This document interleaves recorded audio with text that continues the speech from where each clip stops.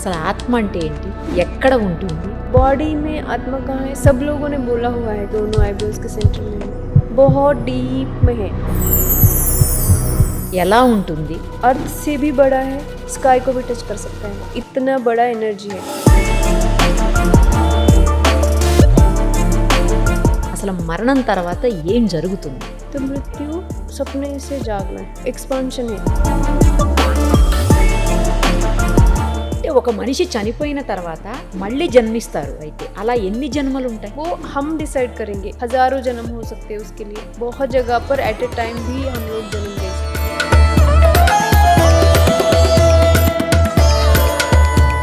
अर्थ पर ही बहुत जगह पे आपका बर्थ हो सकता है।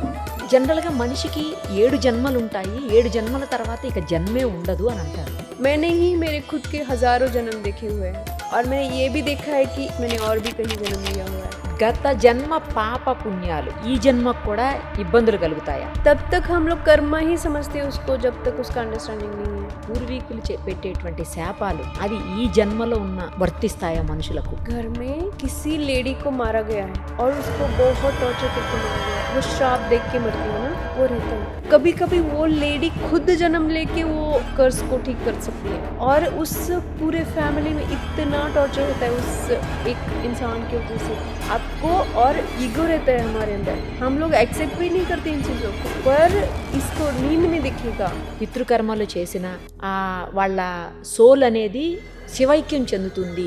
ये 3rd डे में होता है, 3rd डे या 12th डे में होता है, तब उनका एनर्जी आजू बाजू में ही रहता है, पर उसके कपड़े यहाँ पे, उसके इमोशंस यहाँ पे, उसके गहने यहाँ पे, उसके रिश्तेदार यहाँ पे, वो यहीं पे है अभी भी। यहाँ पे एक दादी है, खाना खा रही है, देखो देखो यहाँ पे। వాళ్ళ బాబు చనిపోతే ఆ చనిపోయిన తర్వాత అతని శరీరంలోని కొంత ఎనర్జీని మీరు తిరిగి తీసుకురాగలిగారు, ఆమెకి ఇవ్వగలిగారు అని చెప్పారు. कोई भी बॉडी छोड़ रहा है समझो, उसके साथ उसके इमोशंस यहाँ रह जाते हैं।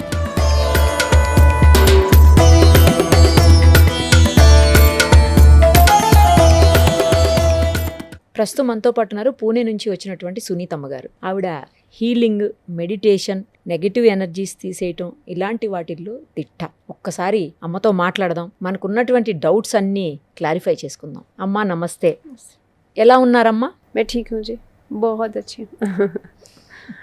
మెడిటేషన్ అంటే ఏంటి అసలు? हम लोग पहले मेडिटेशन से स्टार्ट करें क्या? 2 मिनट के लिए आंखें बंद करके ఓకే पहले एक्सपीरियंस करते हैं, बाद में आप मेडिटेशन के लिए। ఓకే ओके, बॉडी को रिलैक्स करके पैर को इंटरलॉक करना है एंकल के पास, हाथों को इंटरलॉक करके धीरे धीरे आंखें बंद करनी है। महातर बाबा जी, माता जी की एनर्जी के साथ कनेक्ट करके हम सब लोग सिद्धाश्रम में एक सर्कल के अंदर बैठ रहे हैं। बॉडी को एकदम रिलैक्स करके स्पाइन को इरेक्ट करके बैठना है। स्पिरिट बर्ड्स का एनर्जी कनेक्ट हो रहा है, एनर्जी धीरे धीरे 7 चक्रा की तरफ जा रही है।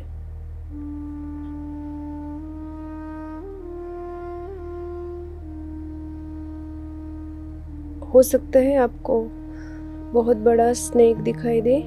धीरे धीरे स्कल के थ्रू, स्पाइन के थ्रू टेलबोन की तरफ जाना है। रिलैक्स, टेलबोन की तरफ, पैरों को एकदम रिलैक्स करना है। लेफ्ट पैर में ध्यान देना, लेफ्ट साइड के पैर में ध्यान देना है। आपको शायद बॉडी मूव हो रहा है ऐसा फील हो सकता है। बॉडी के अराउंड मर्कबा स्टार एक्टिवेट हो रहा है। किसी को अपने एंसेस्टर्स दिख सकते हैं, अगर एंसेस्टर दिख रहे हैं ग्रेटिट्यूड देना है। आपके एंसेस्टर्स को ग्रेटिट्यूड देकर आप पूछ भी सकते हैं कि वो कुछ बात करना चाहते हैं क्या, पूछ भी सकते हैं। 7 चक्र से एनर्जी धीरे धीरे 12 चक्र की तरफ, एंड देन एक पेड़ के साथ कनेक्ट हो रहा है। 12 चक्र से पेड़ के साथ कनेक्शन हो रहा है। ये नीम का पेड़ है, पेड़ से फिर से ये एनर्जी रूट्स के अंदर जाके हमारे पैरों के थ्रू, रूट चक्र के थ्रू बॉडी को कनेक्ट होते जा रही है। हम जब भी मेडिटेशन में बैठे गुरुओं के साथ कनेक्ट होके कुल देवी, पेरेंट्स, एंसेस्टर्स के साथ कनेक्ट होके मेडिटेशन में बैठना चाहिए। एक क्लीन जगह में जहाँ पर आप मेडिटेशन में बैठने वाले हैं वहाँ नीचे एक क्लीन कपड़ा डाल के उसके ऊपर बैठना है। स्पाइन को स्ट्रेट रख के बैठना है। दोनों हाथों को इंटरलॉक करके बैठना है। कभी कभी आपको अंदर से ऐसी आवाज़ आ सकती है कि दोनों हाथ ध्यान मुद्रा में रखनी है, या कोई और मुद्रा आपको अंदर से फील हो सकता है। उसको फॉलो करते हुए आंखें बंद करके शांति से बैठना है। हो सकता है आजू बाजू में किसी चीज़ की आवाज़ आए, उन सारी आवाज़ को एक्सेप्ट करके लेफ़्ट नोस्ट्रिल के थ्रू फोरहेड में ध्यान देना है। लेफ़्ट नोस्ट्रिल के थ्रू बॉडी के अंदर जाके फोरहेड की तरफ देखना है। टेम्पल पॉइंट पे देखना है, जहाँ पे सिंदूर लगाते हैं ना, उस पॉइंट पे देखना है। धीरे धीरे सीधा ब्रह्मरंध्र की तरफ, शिखा की तरफ, शिखा से धीरे धीरे गर्दन की तरफ जाना है। मेडुला को देखते हुए स्पाइन में, गर्दन के पास बहुत लोगों को स्टिफनेस फील हो सकता है। शोल्डर की तरफ ध्यान देना है।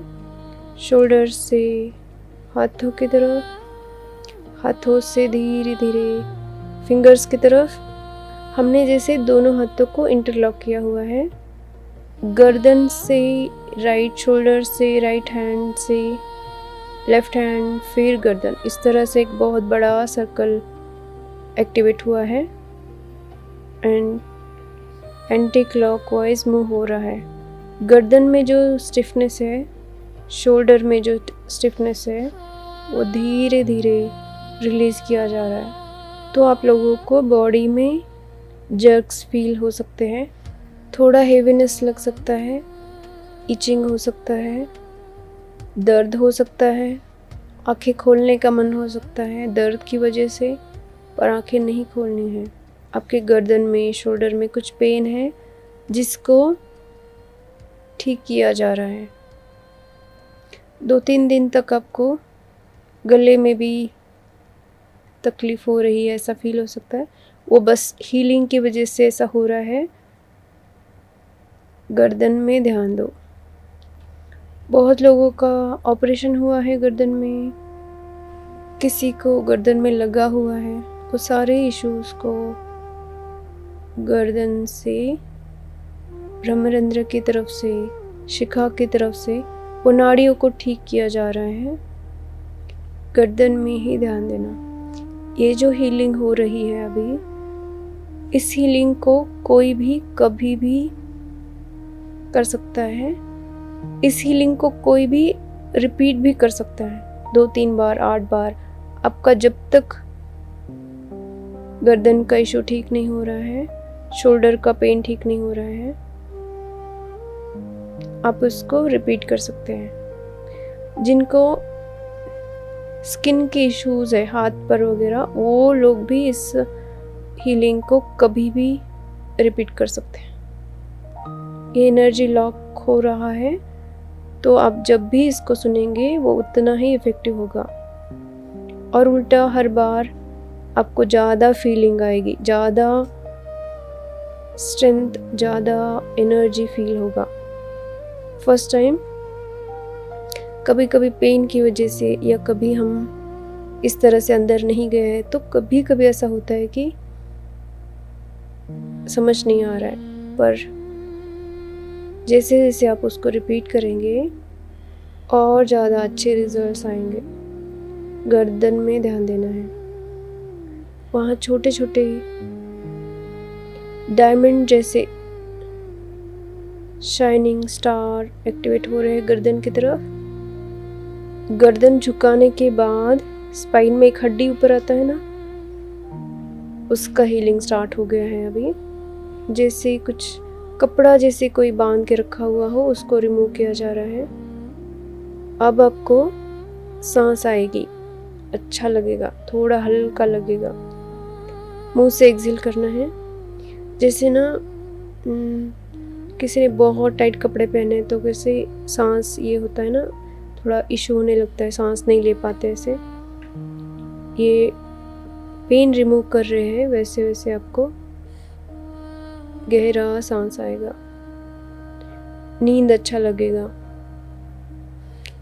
इस हीलिंग को आप रोज भी कर सकते हैं। सोने से पहले इसको रिपीट करके सो सकते हैं। स्पाइन से धीरे धीरे टेलबोन की तरफ ध्यान देना है। क्रिकेट का बॉल रहता है ना, उतना एक आयरन का बॉल हो जैसे, बहुत वेट है उसमें, वो भी रिलीज किया जा रहा है, जिसकी वजह से आप सीधा चल नहीं पाते हो। ये जो पेन है टेलबोन की तरफ, इसकी वजह से आप चल नहीं पाते हो, बहुत देर तक बैठ नहीं पाते हो। टेलबोन राइट साइड का हिप एरिया में ये पेन हो सकता है आपको। टेलबोन में लगा हुआ है, जैसे हेयरलाइन क्रैक्स रहते ना, वैसे टेलबोन में कुछ लगा हुआ है। और किसी किसी का एज की वजह से बोन में ताकत नहीं रही है, उनको भी सेम पेन हो रहा है। किसी किसी को जैसे जैसे एज बढ़ता है बोन लॉस होता है, पर सबको नहीं होता है। जिनको होता है उनका थिंकिंग ऐसे रहता है कि कल क्या होगा, आज का ये हो गया है पर उसका क्या होगा, इसका क्या होगा। कंटिन्यू टेंशन में रहते हैं, सोचते रहते हैं, घर पे कोई सपोर्ट नहीं कर रहा है, ऐसा फीलिंग आता है उनको। इस तरह से बोन से रिलेटेड इशू होने लगते हैं। और जैसे जैसे ज़्यादा सोचने लगते हैं, गर्दन भी झुकने लगता है, गर्दन में दर्द होता है। और वही दर्द टेलबोन हील तक कुछ न कुछ इशू होते रहते हैं, क्रैक्स होते रहते हैं। कोई एक्सीडेंट हुआ तो बहुत हड्डी तक लगेगा, ऊपर ऊपर ऐसा स्किन निकल के नहीं जाता, पर पूरा हड्डी तक लगेगा। ऐसा सोचने से ये सब कुछ हो रहा है। रिलैक्स रखना है खुद को, और मैसेज खुद को रिलैक्स रखो। ऐसा बोलने से सिर्फ कोई रिलैक्स नहीं होता है, वो स्वभाव है, किसी का स्वभाव है समझो, टेंशन लेना। वो अगर चीज़ों को अंडरस्टैंड करने की कोशिश करे तो शायद उनके स्वभाव में चेंज आ सकता है। जैसे जिस बारे में वो सोच रहे हैं वो कल भी सोच रहे थे, 2 दिन पहले, 10 साल पहले भी यही सोच रहे थे। रोज़ कुछ ना कुछ हो ही रहा है ना, हम जिंदा तो है ही ना। धीरे धीरे चेंजेस आ ही रहे हैं। लोड है, फाइनेंस का लोड है, काम बहुत ज़्यादा करना पड़ रहा है, करना ही पड़ रहा है वो तो। और सोच के बॉडी में डिजीज़ क्रिएट करने से अच्छा है कि समझे कि ये हर रोज़ हो रहा है और उसमें मैं क्या कर सकता हूँ, शांत रखने की कोशिश करनी है। किसी भी आप भगवान को मानते हो, किसी लाइट को मानते होंगे, किसी गुरु को मानते होंगे, पेरेंट्स को मानते होंगे, फ्रेंड को मानते होंगे, या अपने एंसेस्टर्स को मानते होंगे, किसी को भी उसके ऊपर ट्रस्ट करके कि वो है तो सपोर्ट करेगा। ऐसा सपोर्ट फील करके मन ही मन में वो दिन अच्छा निकाल सकते हैं। टेलबोन से राइट हिप से नी के पीछे की तरफ जाना है, नी के पीछे से लोअर लेग में हील की तरफ। ये पेन जैसे जैसे रिलीज हो रहा है, किसी किसी को ये 21 दिन तक पेन होने वाला है। जो पेन आपने जमा करके रखा है वो बॉडी से हील से निकल रहा है, तो नींद में भी आपको ये दर्द फील हो सकता है, जाग आ सकती है, इतना क्रैम्प्स आते हैं ना, वैसा ये निकल जाएगा। और उसके बाद आपके माइंड से, गर्दन से वो बाहर जो है, वो वेट जो है वो कम होगा। एंड थोड़ा सा जीवन के प्रति जो होप होनी चाहिए वो बढ़ गया है।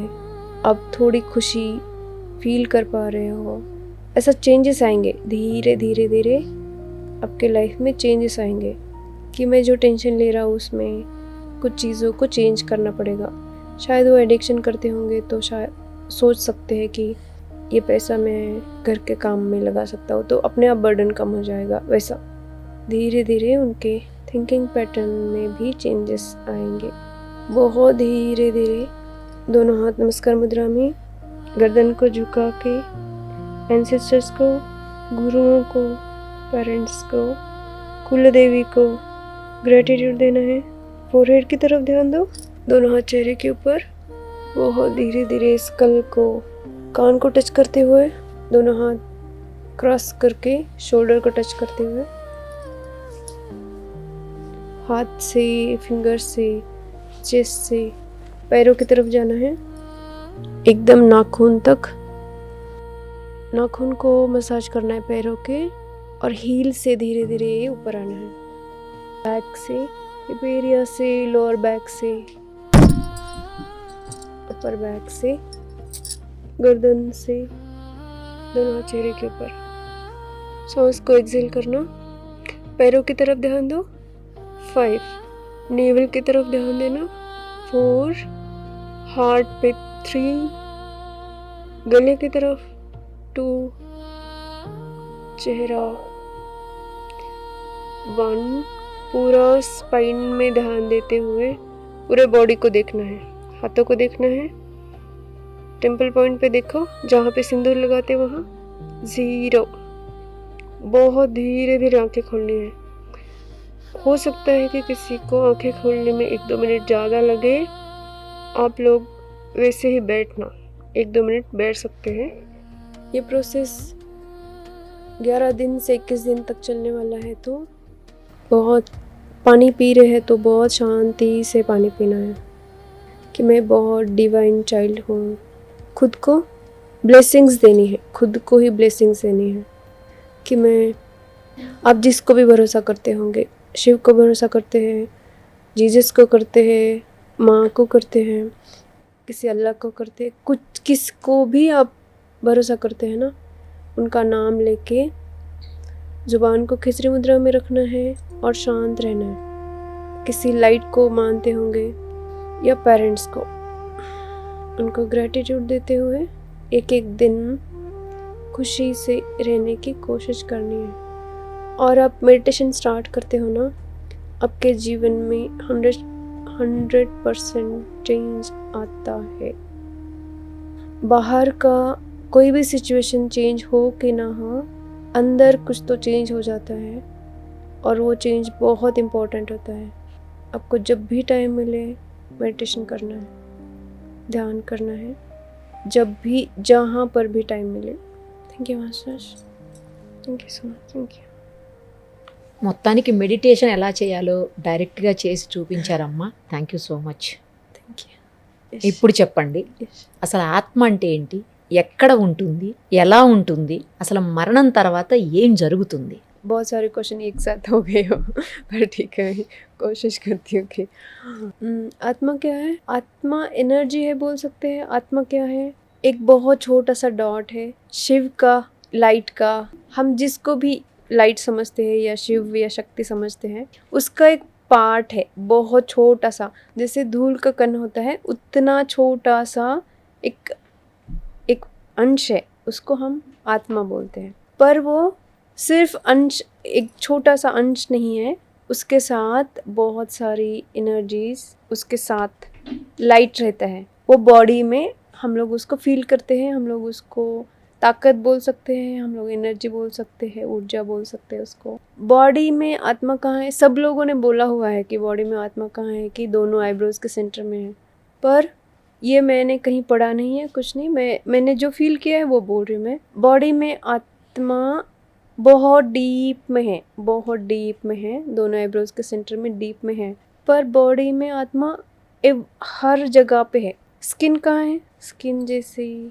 हर जगह पे है, वैसे आत्मा जो है ना, वो बहुत बड़ा एनर्जी के साथ रहता है। सिर्फ डॉट नहीं है, सिर्फ डॉट नहीं है वो, उसका जो, उसके साथ जो चीज़ें हैं, उसके साथ जो एनर्जी है वो बहुत बड़ी है। बॉडी छोटा है उसके सामने, ये जो बॉडी दिख रहा है वो बहुत छोटा है। आत्मा के साथ जो चीज़ें हैं, जैसे एनर्जी है, वो बहुत बड़ी रहती है। ऐसा बोल सकते हैं हम लोग कि अर्थ की जितनी है, एक अगर मेरे अंदर अंश है, वो डॉट है, आत्मा है, तो अर्थ जितना है, अर्थ से भी बड़ा है, स्काई को भी टच कर सकता है, वो इतना बड़ा एनर्जी है। वो एक का भी है क्या? हाँ, एक का भी है और सबका भी है। एक अंश में भी, एक आत्मा के अंदर भी शिव जितना एनर्जी है। तो छोटा है बोलने के लिए, एक एंगल से देखा जाए तो हाँ बहुत छोटा है, धूल के कण जितना है, पर वो बहुत बड़ा रहता है। और सिर्फ बॉडी में एक जगह पे नहीं है, जैसे जैसे हम बॉडी के अंदर जाने लगते हैं वो एक पॉइंट है, ऐसा बोल सकते हैं कि यहाँ पे पॉइंट है। पर आत्मा जब हम देखने लगते हैं ना, तो वो पॉइंट नहीं है सिर्फ, वो बहुत बड़ा एनर्जी है, खुद शिव है। जैसे वो स्काई जितना, अर्थ जितना, वो इतना बड़ा दिख सकता है। तो सिर्फ छोटा है क्या? एक एंगल से हाँ है, पर दूसरे एंगल से वैसा नहीं है। वो बहुत बड़ा है, बहुत बड़ा है। वो आत्मा ने इस शरीर को पहना हुआ है। मृत्यु क्या है? शरीर को छोड़ दिया, बॉडी को छोड़ दिया, कपड़े को छोड़ दिया, वो मृत्यु है, ऐसा हम लोग बोल सकते हैं। सिर्फ समझने के लिए वो मृत्यु है, पर एक्चुअली वो मृत्यु नहीं रहता है। आत्मा कभी मरती नहीं है। आत्मा की जो एनर्जी है वो कहीं कहीं स्टक हो सकता है, पर आत्मा डायरेक्ट मरती या जन्मती नहीं है। उसका सिर्फ वो पहनावा लेके आई हुई है। मृत्यु क्या है? एक एंगल से अगर हम लोग सोचना चाहे, उसको बहुत अच्छे से समझना चाहे, तो मृत्यु सपने से जागना है। मृत्यु क्या है? समझो हम लोग सपने में हैं, वो जाग जाना मृत्यु है। ऐसा समझ सकते हैं कि मृत्यु जो है, हम लोग कहीं डीप में अंधेरे कुएं के अंदर थे, ऊपर आ गए हैं, वो मृत्यु है। 3D में हम लोग मृत्यु जिसको समझते हैं वो बहुत अलग दिखाया जाता है, डरावनी है थोड़ी सी। थोड़ा सा ऐसा लग सकता है कि मृत्यु बहुत ज़्यादा डरावनी है, सब लोग डरते भी है उस चीज़ से, पर जागने से डरने की ज़रूरत नहीं है। मृत्यु मतलब सिर्फ जागना है, मुझे ऐसा लगता है। मैंने ऐसा देखा हुआ है कि मृत्यु का मतलब उल्टा एक्सपांशन है। जैसे ही हम बॉडी छोड़ते हैं ना, कुछ तो इतना अल्टीमेट चेंज हो जाता है बॉडी में, एनर्जी में, हम सब कुछ देख सकते हैं। जो बॉडी में रहते हुए, बॉडी की कुछ लिमिटेशंस है ना, उसके साथ हम इन चीज़ों को एक्सपीरियंस नहीं कर पाते। మరణం తర్వాత కూడా ఆత్మ బ్రతికే ఉంటుంది అంటారు. మరి ఎక్కడ ఉంటుంది? శరీరాన్ని వదిలిపెట్టిన ఆత్మ ఎక్కడికి పోతుంది? हम लोग जहाँ पे है 3D लाइफ में, वहाँ पर ना सब लोग कहीं से आए हुए हैं, कहीं से आए हुए। कहीं से मतलब कहाँ आए? अर्थ एक प्लेनेट है, उसके ऊपर कहीं कहीं से लोग आए हो। कहीं से आए मतलब कहाँ पे? स्टार वर्ल्ड रहता है, बहुत स्काई जो है बहुत बड़ा है। हम जिस चीज़ को देख रहे हैं अर्थ को, वो पूरे यूनिवर्स में अगर देखेंगे तो एक डॉट के जितना है, एक कण के जितना है। तो जैसे अभी मैं बोल रही थी कि आत्मा बहुत छोटा है, वैसे उससे भी छोटा अर्थ है, ऐसा दिखाते हैं पूरे यूनिवर्स में। जब हम ये समझ रहे हैं ना कि अर्थ है वो छोटा सा एक प्लैनेट है, उसके ऊपर कहीं कहीं से जैसे शिव है, जैसे शक्ति है, जैसे जीसस है, इनके कुछ पार्टिकल्स, उनका एक लाइट का एक किरण जहाँ पर हम है वहाँ पे आ रहा है। सिर्फ एक किरण जो है वो अर्थ पर आया हुआ है, ऐसा हम लोग बोल सकते हैं। इतना छोटा सा एनर्जी का एक अंश, एक आत्मा का अंश लेके हम लोग यहाँ पे आए हुए अर्थ पर। कहाँ जाते हैं? यहाँ से बॉडी छोड़ने के बाद हम लोग जहाँ पे है, हम लोग ऑलरेडी जहाँ पे है, वो एक अंश जो है वो फिर से उधर वापस जा रहा है, जा सकता है, जाता है। कभी कभी वही एनर्जी स्टक भी होती है, वही जो एक किरण जो है वो कहीं पे अटक भी सकता है इमोशंस की वजह से। जैसे मैं समझो शक्ति हूँ या शिव हूँ या जीसस हूँ, तो मैं अर्थ पर पूरे के पूरे नहीं आती हूँ। बाल का एकदम छोटा सा कण जो है वो अर्थ पर छोड़ूंगी मैं, एक्सपीरियंस लेने के लिए। यहाँ से कुछ तो सीखा, फिर वही इन्फॉर्मेशन मुझे आएगा। जैसे हमारे हायर सेल्फ होते हैं, वो उधर ही, वो जो एनर्जी है जितनी ऊपर जानी ज़रूरी होती है उतनी ऊपर जाती है, कुछ इमोशंस की वजह से, या मैं कुछ सीखना चाहती हूँ। कभी कभी ऐसा होता है कि मेरा इमोशन है जो कंट्रोल में नहीं आया है, या रिवेंज में आ गया, किसी चीज़ की वजह से हम लोग यहाँ रुक सकते, फंस सकते। रुकना अलग बोल सकते, उसको फंस सकते हैं यहाँ पे। पर कभी कभी ये मेरा अंडरस्टैंडिंग है, ये मेरा इच्छा है समझो कि मुझे वापस आना है, तो हम वापस आने के लिए भी जानबूझकर चीज़ों को होल्ड करके रखते हैं कि पूरा का पूरा नहीं जाना है, कुछ पड़ा ही रहेगा। पर बॉडी का एक लिमिट है कि 60 साल, 100 साल, 200 साल, उसके बाद वो बॉडी छोड़ना ज़रूरी, इसलिए उनको जाना पड़ रहा है। पर वो उन चीज़ों को जानबूझ के भी नीचे रख के छोड़ के जाते हैं कि वापस आना है यहाँ पे। कुछ डिवाइन वर्क के लिए भी होता है, कुछ सीखने के लिए भी होता है, कुछ कर्मा भी होता है। मतलब जो इंसान, जो गुरु या कोई देव देवता नीचे आ रही है, कोई एनर्जी नीचे आ रही है, आत्मा नीचे आ रही है, तो उसका मतलब है कि उसका खुद का वो अंडरस्टैंडिंग रहेगा और हायर सेल्फ भी उसके साथ रहेगा कि वो जाना चाहता है क्या, कि वापस आना चाहता है। वो सब एक दूसरे के साथ अंडरस्टैंडिंग के साथ। कोई यहाँ पे बहुत काम करने के लिए भी आते हैं, अर्थ का काम करने के लिए, उनके फ्रेंड्स को, उनके एंसेस्टर्स को छुड़ाने के लिए भी आते हैं कभी कभी, कि इमोशनली स्टक हो गए तो वापस कैसे आना है नहीं समझ में आ रहा है, क्योंकि 3D में हम बहुत सारी चीज़ें भूल जाते हैं। सब रहता है माइंड में, सबकॉन्शियस अनकॉन्शियस माइंड में, पर कुछ चीज़ें भूल जाते हैं हम लोग, जन्म लेते हैं तब। तो उन चीज़ों को याद दिलाने के लिए वो गुरु के रूप में, कभी फ्रेंड के रूप में, कभी माँ भाई, ऐसे किसी न किसी रूप में आके हमको समझा के भी पूरा वो लीनेज में जितने लोग हैं वो, उनको भी वो लाइट में लेके जाने के लिए कभी कभी आते हैं वो लोग, रुकते हैं यहीं पे।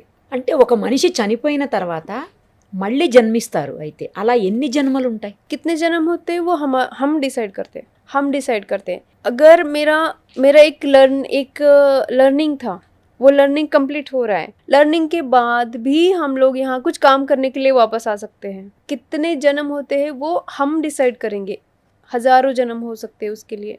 और हम जब से यूनिवर्स बना हुआ है तब से भी बहुत सारे जन्म ले सकते हैं, बहुत जगह पर भी ले सकते हैं, बहुत जगह पर एट ए टाइम भी हम लोग जन्म ले सकते हैं। ఓ అంటే ఒక మనిషి ఒక్కసారి జన్మెత్తినప్పుడు ఇక్కడ కాకుండా పలు చోట్ల కూడా జన్మిస్తాడా ఒకే మనిషి? అది ఎలా సాధ్యం? एक अगर आप अभी यहाँ पे हो, हम्म, निरुपमा जी के हम्म। नाम से एक फीमेल बॉडी में हो, हम्म, तो अर्थ पर ही बहुत जगह पे आपका बर्थ हो सकता है, बहुत जगह पर, 7 10 15 जैसे जितनी चीज़ों की ज़रूरत होगी उतना उतना होगा। జనరల్గా మనిషికి 7 జన్మలు ఉంటాయి. 7 జన్మల తర్వాత ఇక జన్మే ఉండదు అని అంటారు. ఇందులో నిజమెంత? 7 जन्म होते हैं ऐसा बोलने के पीछे कोई दूसरा रीज़न हो सकता है, मैं उनको अपोज नहीं कर रही हूँ, पर एक्चुअली मैंने ही मेरे खुद के हज़ारों जन्म देखे हुए हैं, और मैंने ये भी देखा है कि इस लाइफ के साथ साथ, इस बॉडी के साथ साथ मैंने और भी कहीं जन्म लिया हुआ है। तो 7 जन्मों के बारे में बोलते हैं, मैंने भी सुना है ये, पर वो रियलिटी नहीं है। हमारे बहुत सारे जन्म है, 7 जन्म नहीं, बहुत सारे जन्म है।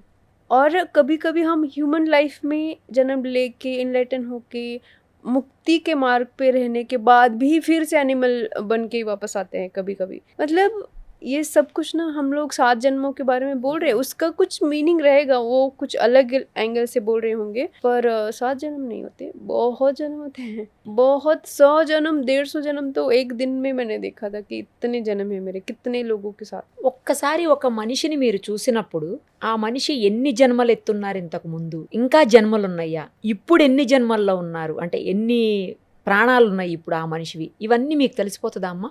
आप अगर रेगुलर मेडिटेशन कर रहे हैं, सुबह हम लोग 3 बजे मेडिटेशन लेते हैं, उसमें ना मेरे साथ साथ बहुत लोगों को ये दिखा भी है, खुद को दिखा है। मैं बोल रही हूँ वो मेरे बोलने पे ही भरोसा करना है ऐसा नहीं है। आप सुबह 3 बजे मेडिटेशन करो, 1 महीना 2 महीने 4 महीने साल भर करो, 2 साल करो, और फिर आप खुद ही देखो कि आपके कितने जन्म हुए थे। बहुत लोगों को उनके जन्म दिखते हैं। आजकल ना थोड़ा भी लोग कोई मेडिटेशन करने के लिए ट्राई कर रहे हैं ना, सबको उनका जन्म खुद से दिखता है, सपने में दिखेगा या मेडिटेशन में दिखेगा, और एकदम पूरा दिखता है कि कहाँ पे थे, कितने लोग थे, क्या नाम था, वो पूरा दिखता है। कितने सारे लोगों को दिखा है ऐसे। గత జన్మ పాప పుణ్యాలు అవన్నీ కూడా ఈ జన్మకు కూడా ఇబ్బందులు కలుగుతాయా? पास्ट लाइफ में हम कुछ भी कर रहे हैं, होता है, दर्द होता है, उसका पूरा नुकसान देना। अगर कोई प्यार करता है तो वो भी उसको देना पड़ेगा, और हर चीज़ का आपको तकलीफ भी हो सकता है, जैसे तकलीफ हो रही है वैसे उसका अच्छाई भी उसको दिखेगी। हम लोग समझ रहे हैं कि ये कर्मा है, तब तक हम लोग कर्मा ही समझते हैं उसको, जब तक उसका अंडरस्टैंडिंग नहीं है। पेन हो रहा है ना, तो समझ रहे हैं कि ये कर्मा है, बट एक्चुअली वो वैसा सिर्फ कर्मा नहीं रहता, उसके साथ लर्निंग भी रहती है, लेसन्स रहते हैं कुछ, वो भी इम्पोर्टेंट है। सिर्फ लर्निंग या कर्मा या उस यही नहीं रहता, और भी कुछ बहुत इम्पोर्टेंट चीज़ें हो सकती है, दूसरी भी यूनिवर्सल प्लान के हिसाब से भी बहुत सारी चीज़ें होती है। मतलब एक ही चीज़ का एक ही सीधा मतलब नहीं निकलता है, 10 साइड से देखते हैं तो अलग अलग पर्सपेक्टिव दिख सकते हैं। उसकी वजह से क्या हो रहा है, पास्ट लाइफ के कर्मा की वजह से, कुछ एक्शंस की वजह से हमको उसका इस जन्म में रिजल्ट दिख रहा है कि ओह। मैंने आपको तकलीफ दिया था, आप मुझे सेम तकलीफ दे रहे हो, सेम। तो ये होता है क्या? हाँ होता है। पर उसके साथ साथ क्योंकि हम यहाँ कुछ सीखने के लिए आए हैं, लेसन्स भी होते हैं। ये जब तक अंडरस्टैंडिंग नहीं होता है तब तक कर्मा है, जब अंडरस्टैंडिंग आ जाती है वो लेसन है। कर्मा तब तक तकलीफ देता है जब तक तुम अंडरस्टैंड नहीं करते हो। अंडरस्टैंडिंग आया, कर्मा चेंज हो के ग्रेटिट्यूड आने लगता है, और वही चीज़ लेसन के रूप में हम लोग लेके सीख के थोड़ा सा नेक्स्ट लेवल पे जाते हैं। ये है कर्मा के साथ कि पास्ट लाइफ से कुछ कर्मा है तो हमको भुगतना पड़ रहा है। ये एक एंगल से करेक्ट है, दूसरे एंगल से ये लेसन है। तीसरा कोई यूनिवर्सल प्लान भी होता है कि कुछ अर्थ के साथ भी हमारे रिलेशन है, कुछ काम है, तो भी हम लोग ऐसा प्लान करते हैं। सिर्फ एक एंगल से देख के, कोई भी चीज़ को एक ही एंगल से देख के, मृत्यु को एक ही एंगल से देख के उसके सीधे सीधे जाने की ज़रूरत नहीं है। बहुत सारी चीज़ें जो है ना, एक एंगल के साथ दूसरा उसका एंगल समझना, तीसरा, चौथा, पांचवा, 10 एंगल रह सकते हैं किसी भी चीज़ के।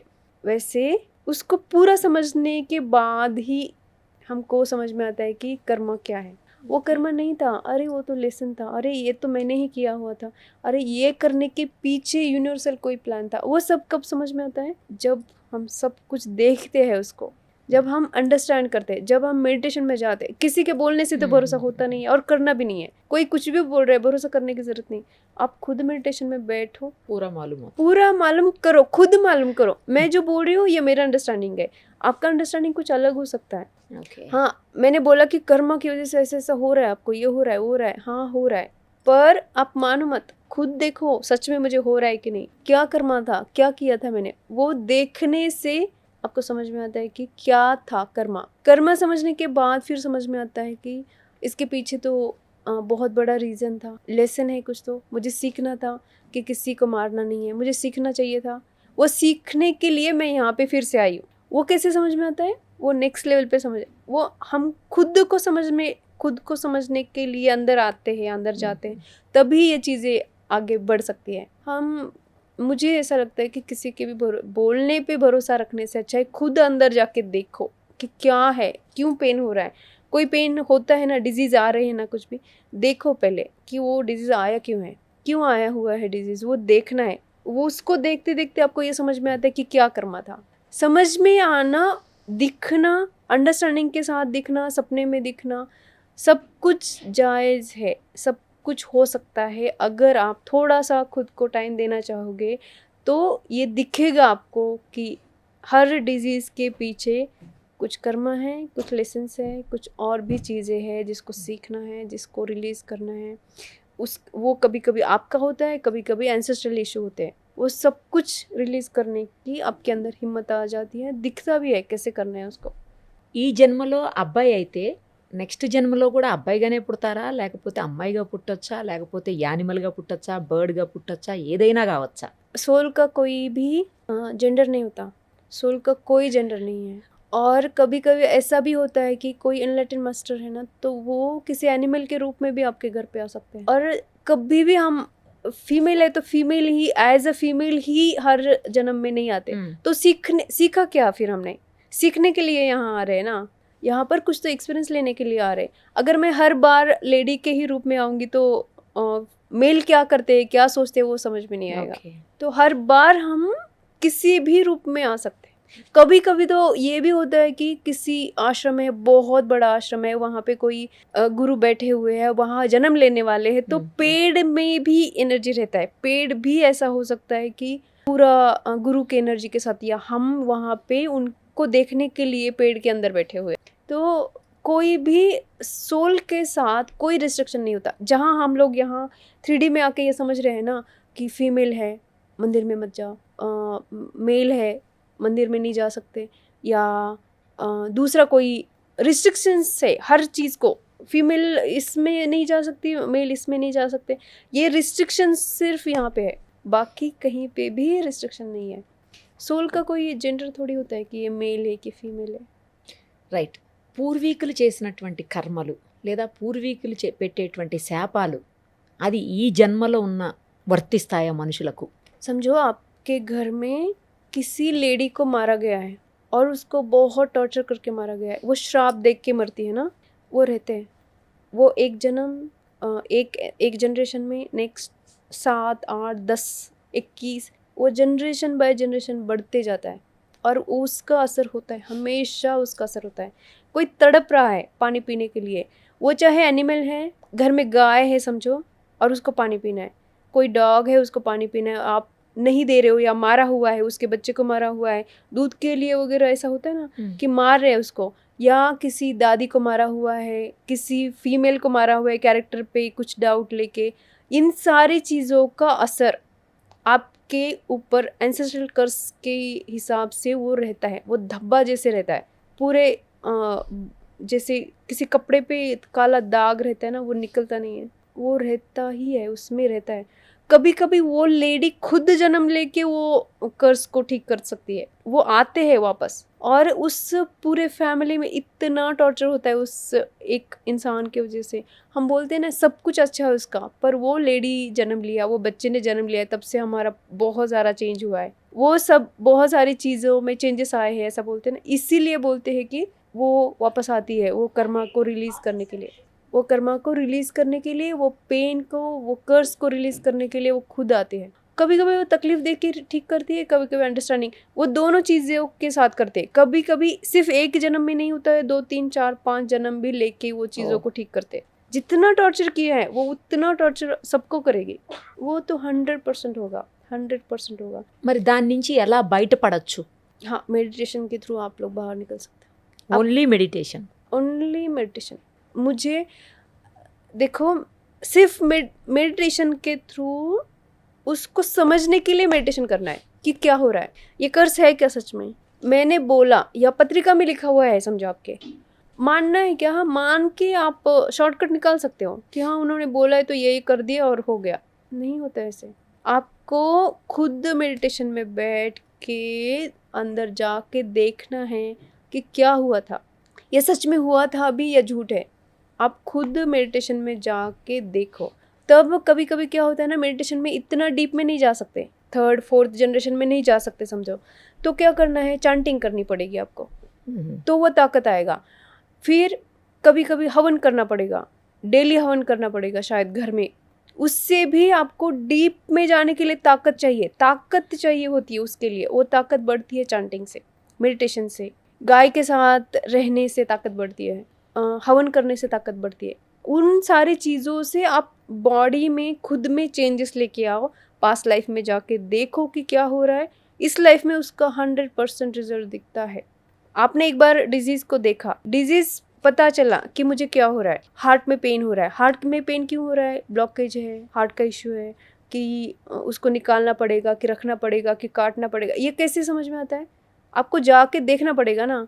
वो एक बार डिजीज समझ में आने के बाद गोली करेक्ट जाती है अंदर। गोली क्या है, वो समझने के लिए, वो गोली मैं ठीक ले रहा हूँ कि नहीं ये समझने के लिए मुझे जो डिजीज़ बताया जा रहा है लोगों के द्वारा, डॉक्टर्स के द्वारा, वो सच में है कि नहीं, वो पहले देखना है, उसके बाद ही आप इस लाइफ में चेंजेस लेके आ सकते हैं। तुरंत चेंजेस आते हैं जब आपने एक बार देखा कि इसकी वजह से मुझे कुछ कुछ प्रॉब्लम है। वही इंसान जो सामने बैठने से मुझे सर दर्द होता है कि मैं उसकी तरफ देख भी नहीं पाती हूँ, क्यों पता नहीं, गुस्सा आता है मुझे उसका, पर मैं फिर भी समझ नहीं पा रही, गुस्सा आता है। पर जब मैं अंदर जाके देख रही हूँ कि मैंने उसको बहुत टॉर्चर किया है, तो अचानक चेंज होता है कि नहीं ये मेरा किया हुआ था। अचानक चेंज आता है कि उसके साथ कैसे बिहेव करना है, उसको कितना प्यार का ज़रूरत था, मैंने कैसे टॉर्चर किया हुआ है उसको, तो अंडरस्टैंडिंग चेंज हो जाता है। तो उसके साथ प्यार से रह रहे वो लर्निंग చేంజ్ हो जाता है,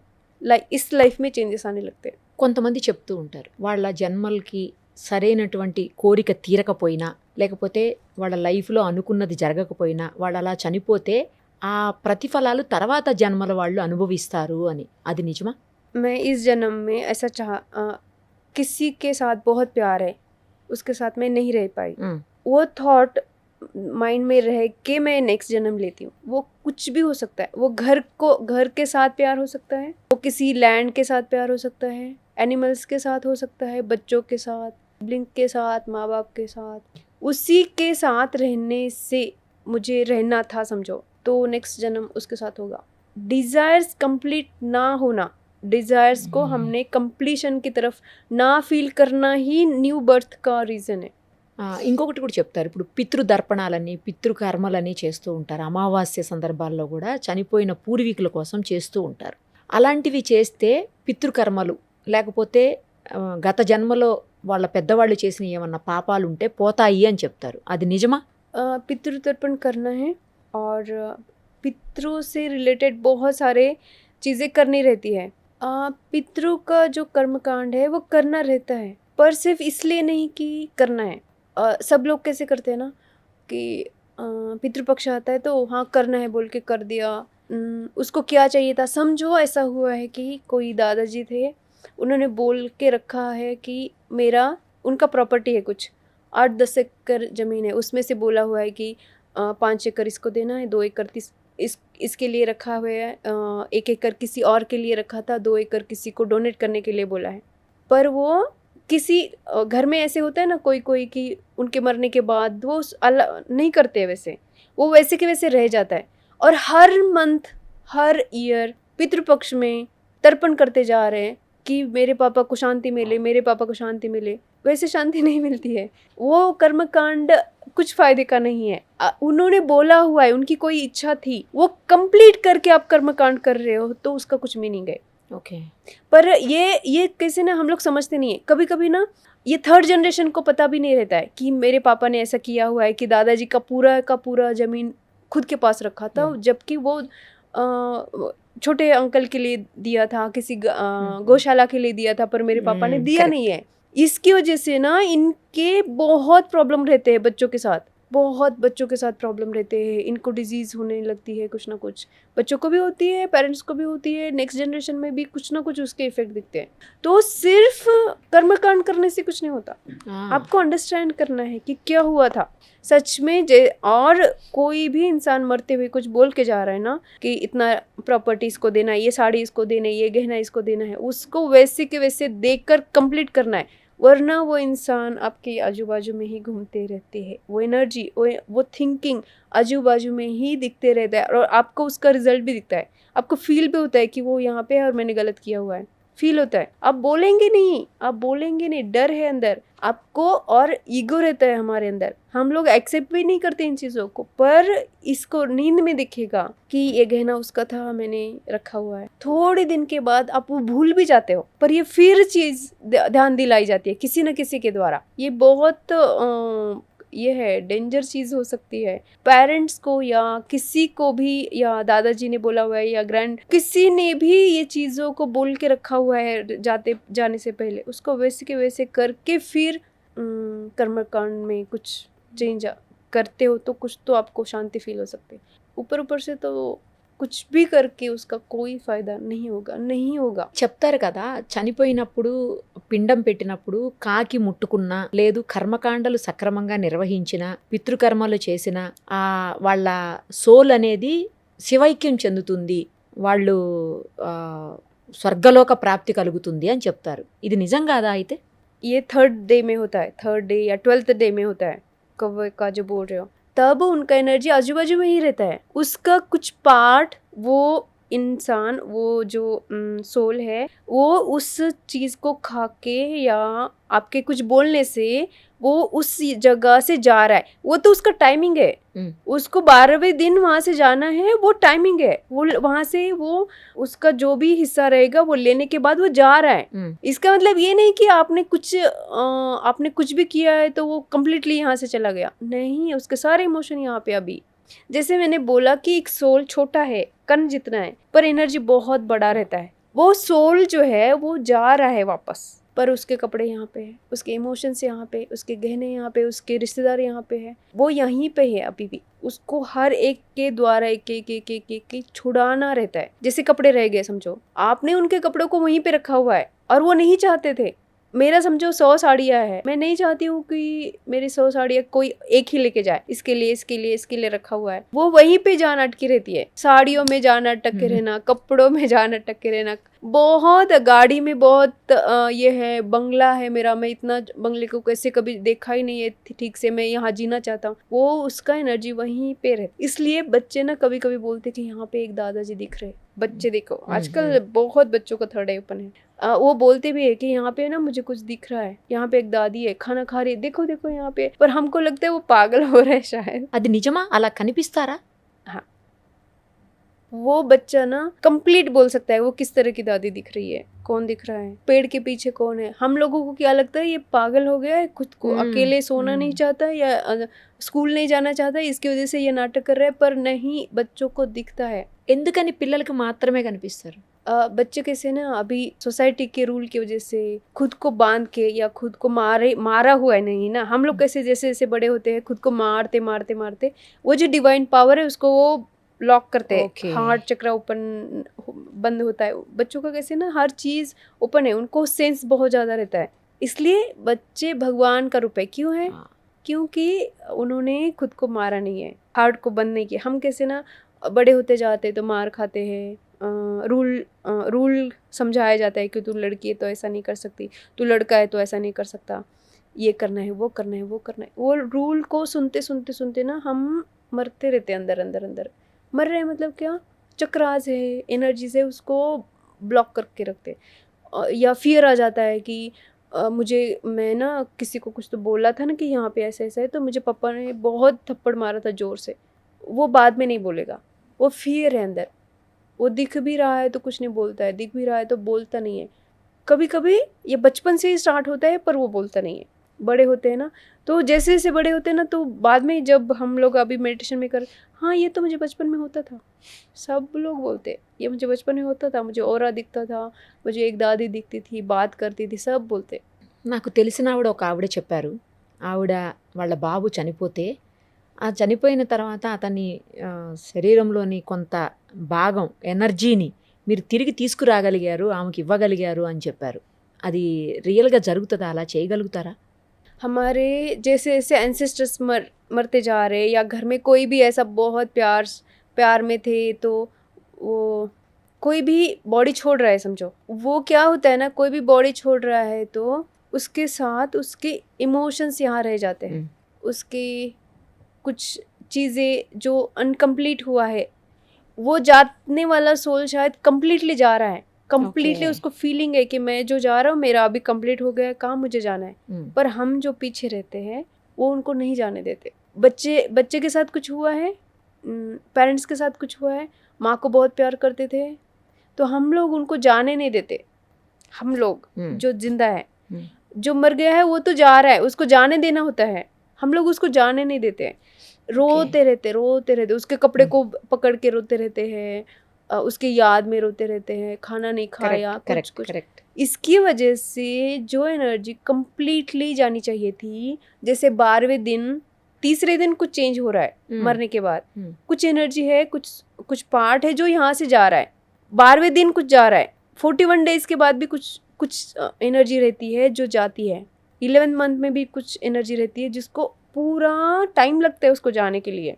ओहो, हम लोग क्या एक दिन काम करते हैं, दूसरे दिन, तीसरे दिन, 12वां किसी तरह से 12वां कंप्लीट करते हैं, बाद में रोना धोना होता है, कभी काम में भी बिजी हो जाते, हर चीज़ अलग अलग एंगल से देख सकते हैं उसको। करेक्ट। हाँ, समझो बहुत सारे गेस्ट थे तब तक कुछ नहीं हुआ, पर बाद में वो माँ जो है बहुत रो रही है या बच्चा बहुत रो रहा है, तो वो सोल जा नहीं पाती है। पर उनको अंडरस्टैंडिंग दे के, समझो माँ मर गई है तो उसको समझा के कि मैं तुम्हारे बच्चे का ख्याल रख रही हूँ, तुम जा सकती हो, तुम जा सकते, उसके साथ बात करके भी उसको रिलीज़ किया जा सकता है, जो उसका पूरा ध्यान बच्चों में रहता है। और घर में बहुत लोगों को ये फील भी होता है कि वो जो माँ मर गई थी ना, वो यहीं पे फील होती है। बच्चे को तो दिखता है, सीधा दिखता है, छोटे डिलीवरी में वगैरह माँ मरती है ना, वो माँ यहीं रहती है, वो जाती ही नहीं। बच्चे को छोड़ के जाना इतना आसान नहीं रहता है, या बच्चे ने बॉडी छोड़ा है तो माँ के लिए भी इतना आसान नहीं रहता है। उनको ना अंडरस्टैंडिंग करवा के, दिखा के, वो बॉडी के अंदर से एनर्जी को निकाला जा सकता है। एनर्जी क्या है, इमोशन से समझो। मैंने जैसे आपको समझाया ना कि मैं आपकी तरफ देख रही हूँ, मुझे पता है कि ये आपका ड्रेस है, ये मोबाइल आपका है, ये कान के उनके है, ये पर्स उनका है, ये क्या हुआ है, ये क्या है, आपसे रिलेटेड कुछ चीज़ें हैं, आपसे रिलेटेड कुछ इमोशन है, आपसे रिलेटेड कुछ इमोशन है जिसको रिलीज़ करना है। मुझे याद आता है कि बचपन में वो ऐसा दिख रहा था, उसका ड्रेस, इन्होंने जो ड्रेस पहना वो वैसे ही ड्रेस उसके पास भी था। ये थिंकिंग की वजह से जैसे वो वो एनर्जी हमारे साथ रहती है और उसकी ही याद आती रहती है। जब वो पूरा एनर्जी निकल जाएगा आपको ये तकलीफ नहीं होगा। కొంతమంది బాబాలు, యోగీజీలు, స్వామీజీలు వీళ్ళందరూ కూడా సోల్స్తో, ఆత్మలతో మాట్లాడతారు అని అంటారు. నిజమైన ఆత్మలతో మాట్లాడడం సాధ్యమేనా? करते हैं, और सिर्फ योगी या कोई संत पुरुष ही करते हैं ऐसा नहीं है। आजकल तो आपको ये दिखेगा कि छोटे छोटे बच्चे भी बात करते हैं।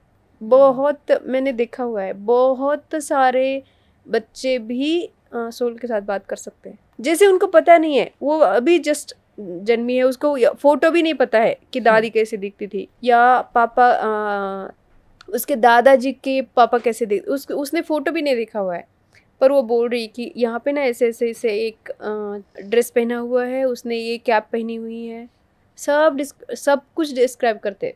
ఇంకా కొంతమంది బాబాలు, చాలా యోగులు, అంటే ధ్యానం చేసేవాళ్ళు ముఖ్యంగా, వాళ్ళంతా కూడా మనుషుల్ని చూడగానే వీళ్ళు ఇన్ని సంవత్సరాలే బ్రతుకుతారు, వీళ్ళకి ఇన్ని సంవత్సరాలే లైఫ్ ఉంది అని చెప్పగలుగుతారట.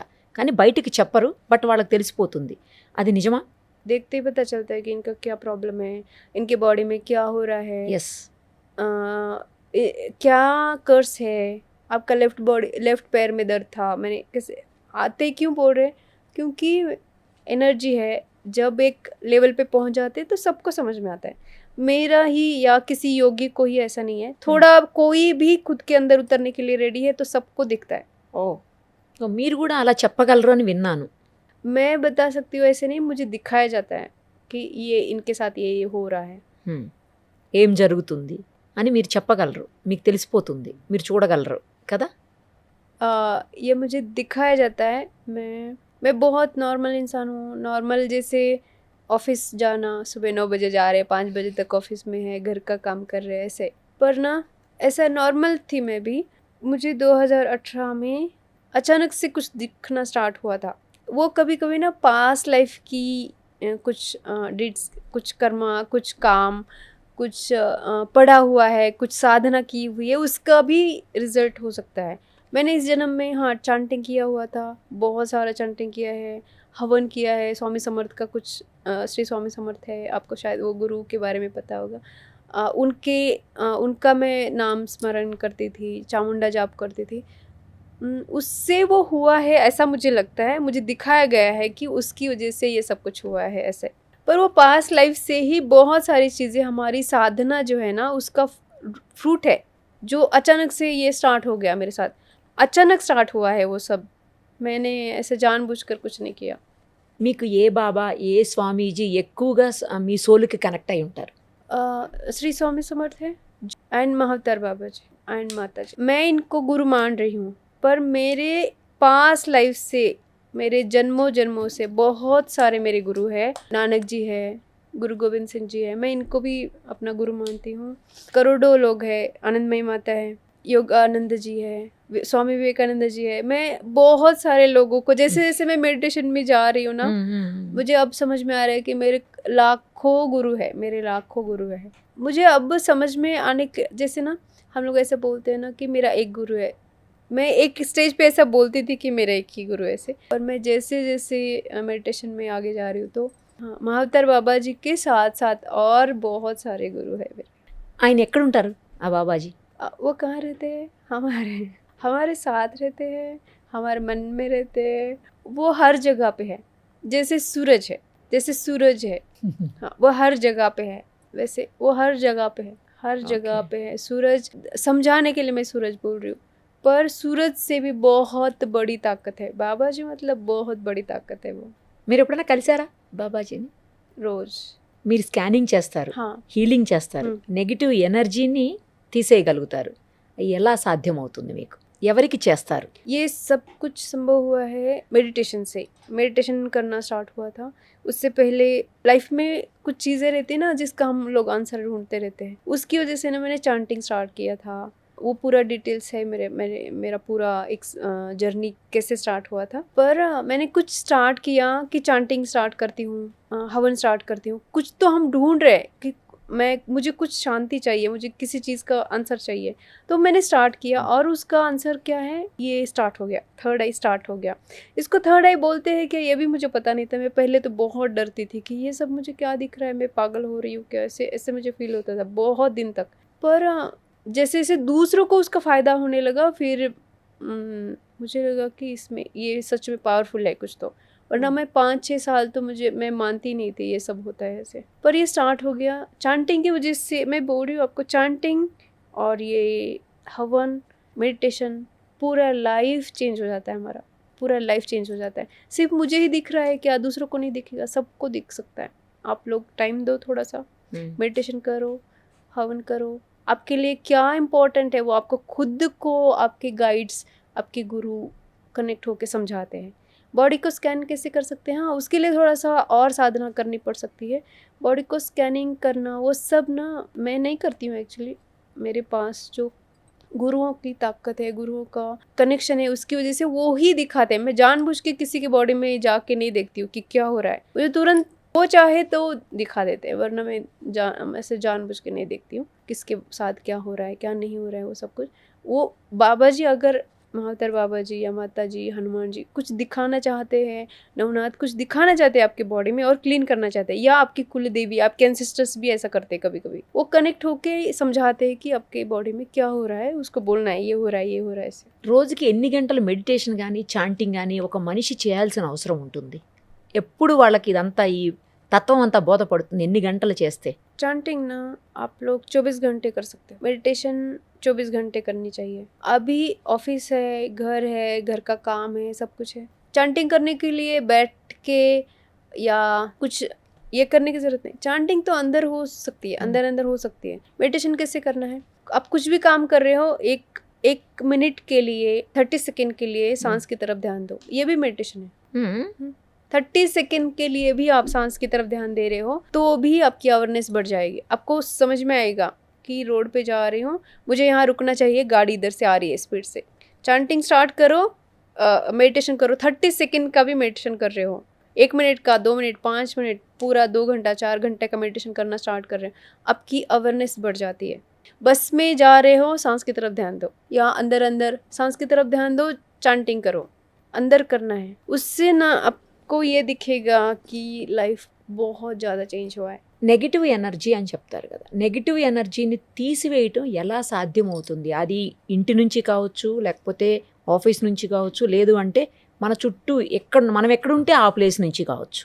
नेगेटिव एनर्जी हर जगह पे है। आप लोग ऐसा समझ सकते हैं कि बॉडी के अंदर भी है, चक्रास में भी है, बाहर भी है। हम लोग ऐसा समझे कि एक किसी नदी के अंदर से जा रही, इतना नेगेटिव एनर्जी हो सकता है। नेगेटिव एनर्जी क्या है, थॉट्स है, पेन है। थॉट्स की वजह से जो पेन अंदर आ रहा है किसी के, वो थॉट फैला हुआ है इधर उधर। जैसे मैंने बोला कि आत्मा इतना ही, पर एनर्जी बहुत बड़ा हो सकता है, वो थॉट है। वैसे थॉट भी वैसी हो सकती है कि एनर्जी आत्मा जो है थोड़ा सा है, पर एनर्जी बहुत बड़ा रहता है। वो एनर्जी क्या है, वो अच्छा भी हो सकता है और वो नेगेटिव भी हो सकता है। थॉट से దాన్ని ఎలా తీసేయగలుగుతారు నెగిటివ్ ఎనర్జీని? कि मुझे यहाँ अच्छा नहीं लग रहा है, स्मेल आ रहा है, या बॉडी पेन हो रहा है, वहाँ पे नेगेटिव एनर्जी है, आप समझ सकते हो। कहीं जाके खाना खाने से आपको कुछ नहीं हुआ है, पर अनइजीनेस हो रहा है, वो भी నెగటివ్ ఎనర్జీ है। ఓకే, మీరు చెప్తున్నట్లు ఒక పర్సన్కి ఒక ప్లేస్లో ఉంది అంటే ఓకే, ఇప్పుడు సమ్ ఆఫీస్ ఉంటుంది, మా ఆఫీసే ఉందనుకుందాం సపోజ్, ఇక్కడ చాలామంది ఉంటారు, కొంతమందికి నెగిటివ్ ఎనర్జీ అనిపించవచ్చు, కొంతమందికి అనిపించకపోవచ్చు। అంత మాత్రాన కొంతమందికి అనిపించలేదని చెప్పేసి ఇక్కడ నెగిటివ్ ఎనర్జీ లేదు అని అనుకోవటం లేం కదా। అలాంటి ప్లేసెస్లో ఎలా నెగిటివ్ ఎనర్జీని తీసేస్తాం? नेगेटिव एनर्जी मतलब क्या है, समझो ये जमीन है, जमीन में किसी के थॉट्स है। ये प्लॉट था, ये प्लॉट किसी का है, वो प्लॉट किसी दादाजी का है समझो, वो नहीं बेचना चाहते थे, वो रो रहे कि ये प्लॉट बेचना मत, मुझे किसी को देना है, या ये तुम्हारे लिए रखा है, बेचना नहीं है, पर जबरदस्ती वो प्लॉट को बेचा गया। ये इमोशन है, वो पूरा जमीन उंडेड है, वो मर गए समझो दादाजी, वो उस जगह को नहीं छोड़ते हैं, उस जगह में उसका इमोशन रह जाता है। वो जगह में इमोशन है मतलब क्या हो रहा है, बाहर से कोई भी आ रहा है इस एरिया में, इस इतने प्लॉट में, बाहर से आने वाले हर इंसान को फील हो सकता है कि यहाँ आने के बाद मुझे अच्छा लगा कि अनइजीनेस हो रही है, मुझे स्मेल आ रहा है किसी चीज़ का। वो किसी किसी को, बहुत रेयर लोग रहेंगे जिसको फील नहीं हो रहा है, वरना ये चीज़ सबको फील होती है। हम लोग अवॉइड करते हैं चीज़ों को देखना, हम लोग अवॉइड करते हैं इसलिए, वरना ये चीज़ सबको फील होती है, सबको फील होता है, सबको फील होता है। कैसा निकाला जा सकता है? हाँ, ये था इमोशंस कि एक जगह में एनर्जी अच्छा है कि निगेटिव है वो समझ में आ रहा है। किसी को देख के आपको कैसा लग रहा है, आपको सबसे पहले है कि एनर्जी पॉजिटिव है कि नेगेटिव है कैसे समझ में आता है। आपको पूरा ड्रेन फील होगा, जगह में जाने से भी या किसी से बात करने से भी पूरा ड्रेन फील होता है। बॉडी पेन होने लगता है, कुछ काम करने का मन नहीं होता, बस सो जाओ, कुछ मतलब ताकत ही नहीं, उसको कुछ बीमारी नहीं है, वो एकदम तंदुरुस्त था वहाँ जाने से पहले या किसी से बात करने से पहले, एकदम तंदुरुस्त था। पर वो घर पे जा रहा है या जाते जाते ही उसको ऐसा लग रहा है कि मैं बहुत थक गया हूँ, मैं बहुत थक गया हूँ। ये क्या है? एनर्जी है। या किसी को बात करके मुझे बहुत अच्छा लगा, ये क्या है? एनर्जी है। किसी को बात करके अच्छा भी लगता है, किसी किसी जगह में जाने के बाद भी अच्छा लगता है।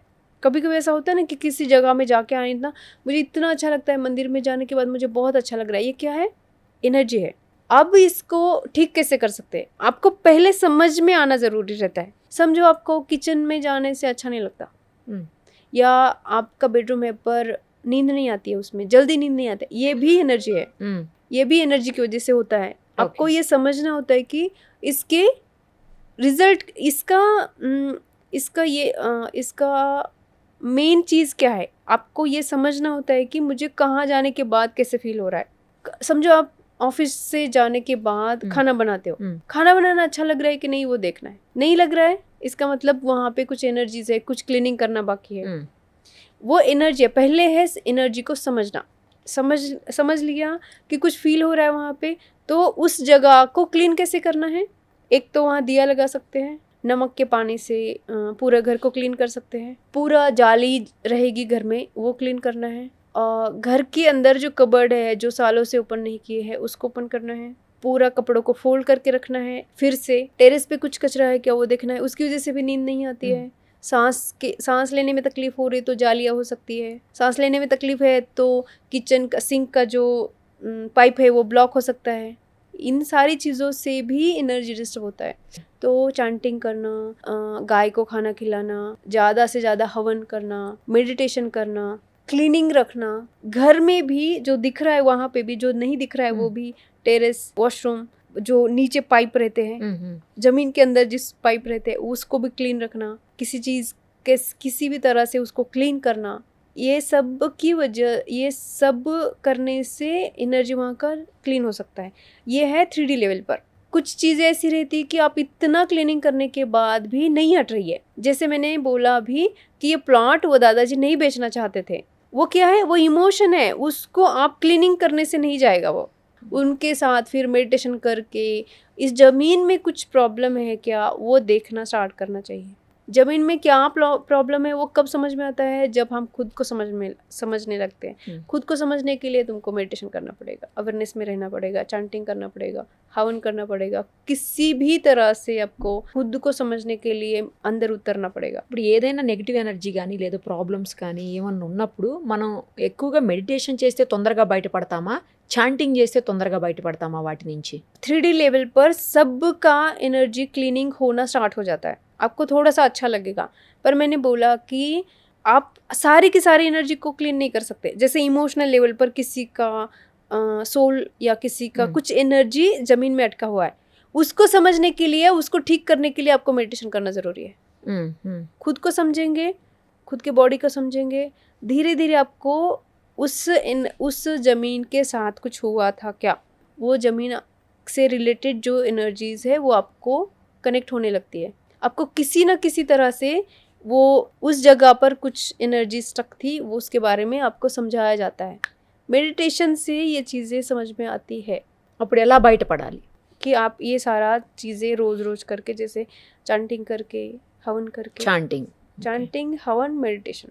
हमेशा चैंटिंग करते रहना। इससे भी जब हमारे पास कोई नेगेटिव एनर्जी रहती है, आप चैंटिंग कर रहे हो तो घर में झगड़े होना स्टार्ट होते हैं, कुछ डिजीज़ जो अंदर फंसी हुई है वो ऊपर आनी स्टार्ट होती है। ये बहुत पॉजिटिव साइन है, ये बहुत बड़ा पॉजिटिव साइन है कि आप कुछ कर रहे हो, उसका रिजल्ट आना स्टार्ट हुआ है।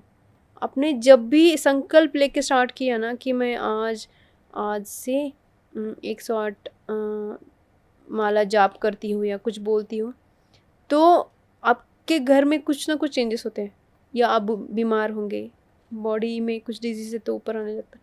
ये बहुत अच्छा साइन है कि आपकी సాధన పहुंचना స్టార్ట్ हो रही है। అమ్మ ఎవరైనా మిమ్మల్ని కలవాలి అంటే వాళ్ళకున్న ప్రాబ్లమ్స్ని సాల్వ్ చేసుకోవాలంటే ఎలా మిమ్మల్ని కలిసేది, ఎలా మీట్ అవ్వాలి మిమ్మల్ని?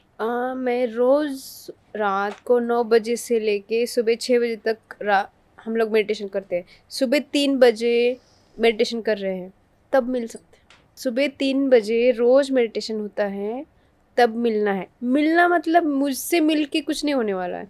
आपको मैं ये सिखाना चाहती हूँ, मेरे द्वारा गुरु सिखाना चाहते हैं आप लोगों को, आप खुद को कैसे सारे प्रॉब्लम से बाहर निकाल सकते हैं।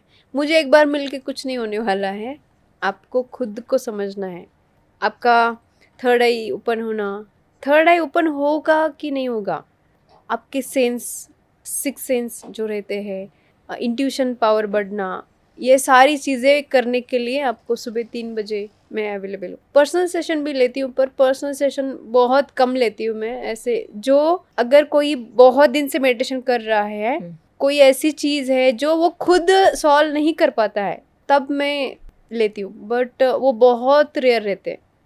बाबा जी अगर हाँ बोल रहे हैं उसको लेना है तो ही, वरना नहीं लेती मैं। ఇక ఛానలింగ్ అంటారు. ఛానలింగ్ అంటే ఏంటి? ఆ ఛానలింగ్ త్రూ కూడా మీరు కలవచ్చు అంటారా? అంటే चैनलिंग के द्वारा मिल सकती हूँ मैं। हाँ, चैनलिंग मतलब सुबह 3 बजे हम लोग मेडिटेशन के लिए बैठ जाते हैं। ये मुझे मैसेज आया था बाबा जी की तरफ से कि सुबह 3 बजे आप मेडिटेशन के लिए बैठो। मैं 1-2 लोगों से ही स्टार्ट किया था, बहुत ज़्यादा लोग, मुझे पता भी नहीं था कि ये चैनलिंग है कि क्या है। ऐसे लोगों ने बोला मुझे कि ये चैनलिंग हो रहा है उनके, मुझे पता नहीं था कि इसको चैनलिंग बोलते हैं ऐसे। सुबह मैं मेडिटेशन में बैठ रही हूँ, जैसे चक्रों के बारे में बता रहे कि ये चक्र यहाँ पे है, इसका क्या मीनिंग है, इसके अंदर किस तरह के इमोशंस बैठे हुए हैं, इसको क्लीन कैसे किया जाता है, और वो क्लीन करके भी दे रहे। तो हमको ये समझ में आया कि एक दिन हुआ, शायद गलती से हुआ होगा, कुछ तो इन्फॉर्मेशन आया होगा। दूसरे दिन, तीसरे दिन, पता नहीं 7 दिन हो गए, फिर समझ में आ रहा है कि ये 7 दिन में कंप्लीट नहीं हुआ है, फिर 1.25 महीना हुआ। हमको लगा शायद 1.25 महीना हो के बंद हो जाएगा, थोड़े दिन फिर चालू रहा, फिर चालू, ऐसे करते करते 3 साल हो गए हैं अभी।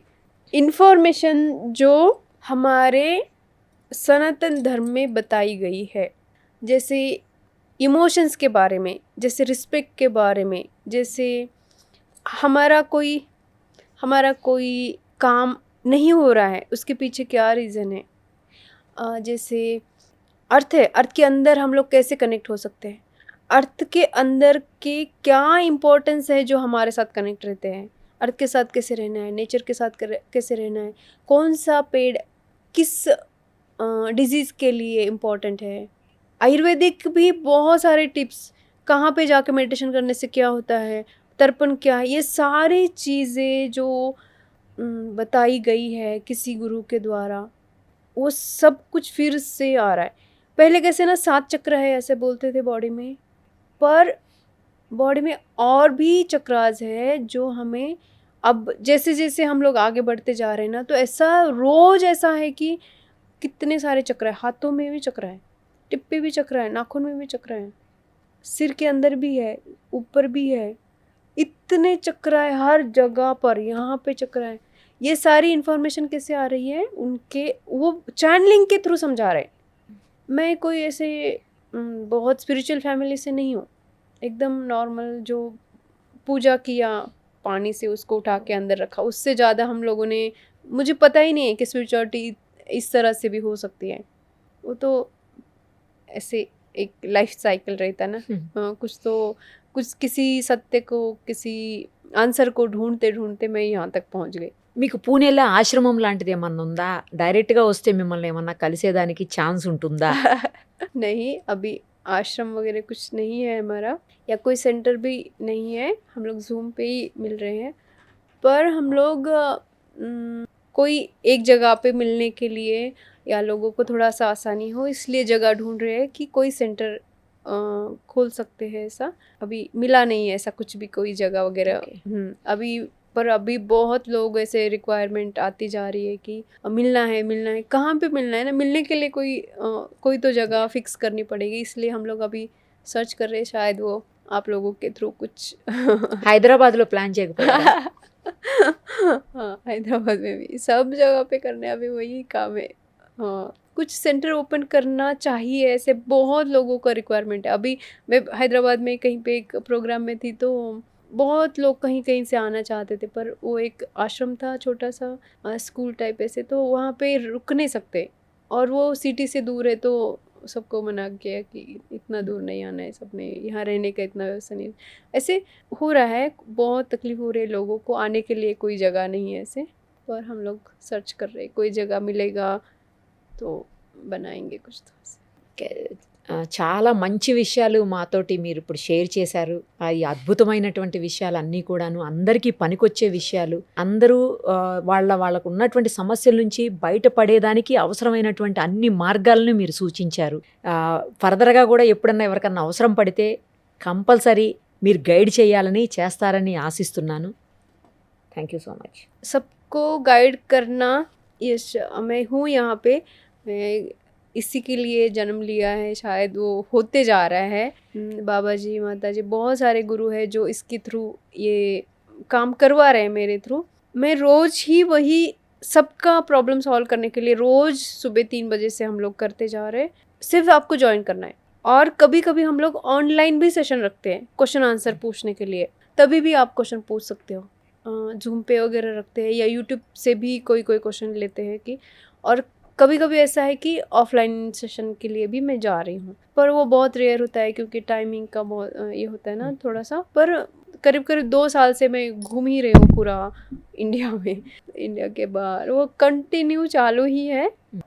मेरा जो काम है, मेरे से जो काम करवाना चाहते हैं गुरुजी, उधर बाबा जी, सारे स्वामी समर्थ वगैरह, उनका काम करने के लिए मैं रेडी हूँ। आप लोग कभी भी ऑनलाइन वगैरह जहाँ कुछ इन्फॉर्मेशन आए, समझो जैसे मैं अभी यहाँ पे आई हूँ, वैसा कहीं पे भी कुछ इन्फॉर्मेशन रहेगा तो आपको शेयर किया जाएगा, आप मिलने को आ सकते। మీరు పర్మిషన్ ఇస్తే మీ నెంబర్ కూడా నేను ఈ ఇంటర్వ్యూలో డిస్ప్లే చేస్తాను. मेरा नंबर डिस्क्लोज कर सकते हैं, सबको दे सकते हैं, पर मैं सबके नंबर, मैं यही सबको बोलना चाहती हूँ कि आप लोग सुबह 3 बजे मेडिटेशन करो, ये सबसे अच्छा है। मैं सबको वहीं पे मिलने को आ सकती हूँ, ये ज़्यादा आसान है। मेरे से सिर्फ मिलना, मेरे से बात करना इम्पोर्टेंट नहीं है, आप खुद से बात करना, खुद के गुरुओं के साथ बात करना, हायर सेल्फ के साथ बात करना ज़्यादा इम्पोर्टेंट है।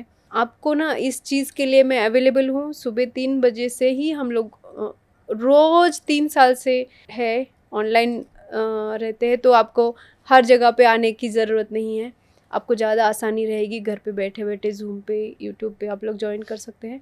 उसके थ्रू कुछ एक्सपीरियंस रहा तो शेयर कर सकते हैं, ग्रुप से व्हाट्सएप पे, या कुछ एक्सपीरियंस रहा उसके साथ साथ कुछ क्वेश्चन रहेंगे, कुछ भी क्वेश्चन है तो आप पूछ सकते हो, तो व्हाट्सएप ग्रुप में उसके आंसर भी देती हूँ मैं, तो उसके थ्रू भी हम लोग ऐसे बात कर सकते हैं। क्वेश्चन का आंसर जो भी रहेगा। ఓకే, మీరు మళ్ళీ అదే చెప్తున్నారు. 3:00కి రావాలి, 3:00. ఎందుకని 3:00కి? అది మన బ్రహ్మ ముహూర్తమా, లేకపోతే ఇంకేదన్నా రీజన్ ఉందా దానికి? ये टाइमिंग महावतार बाबा जी ने दिया हुआ है कि 3 बजे उठ के बैठना है, मेडिटेशन के लिए बैठना है। वो कुछ ब्रेथ टेक्निक सिखाते हैं, कभी चक्रों का क्लीनिंग करना, कभी इन्फॉर्मेशन है, आयुर्वेदिक का इन्फॉर्मेशन है, बॉडी का इन्फॉर्मेशन है, इमोशनली हम कैसे किसी चीज़ से कनेक्ट होते हैं वो सिखाना, हर तरह से बच्चों के साथ कैसे बिहेव करना है, हर तरह से वो हमें समझा रहे हैं कि कैसे जीना है। इसलिए सुबह 3 बजे कैसे होता है ना, ऑफिस की वजह से टाइम नहीं मिलता है सबको, तो सुबह 3 बजे क्या है, हम खुद के लिए वो टाइम निकाल सकते हैं। सुबह कभी 5:30 बजे, कभी 6 बजे वो सेशन ख़त्म हो जाता है। మీరు తప్పకుండా ఎవరికైనా అవసరం ఉంది అంటే వాళ్ళకి హెల్ప్ చేయండి. మీ నెంబర్ ఇస్తాను. అలాగే మీరు ఇలాంటి ఇంటర్వ్యూలు నాకు మళ్ళీ ఇంకా కావాలని చెప్పేసి మిమ్మల్ని రిక్వెస్ట్ చేస్తూ థ్యాంక్ యూ సో మచ్. जहाँ पर जिसको ज़रूरत होती है मैं वहाँ पहुँच जाती हूँ, पहुँच ही जाती हूँ, मैंने देखा हुआ है, पहुँच जाती हूँ मैं. उसका सच में रिक्वायरमेंट है कि नहीं वो बाबा जी फिक्स करते हैं. उन सबकी हेल्प करने के लिए ही मुझे ज़िंदा रखा हुआ है. तो आप लोग उल्टा उसका फ़ायदा लो. థ్యాంక్ యూ అమ్మా. Thank you. और कुछ और भी सेशंस के लिए हाँ मैं बाबा जी को पूछ के ज़रूर से वापस आ सकती हूँ. Thank you. Thank you sir.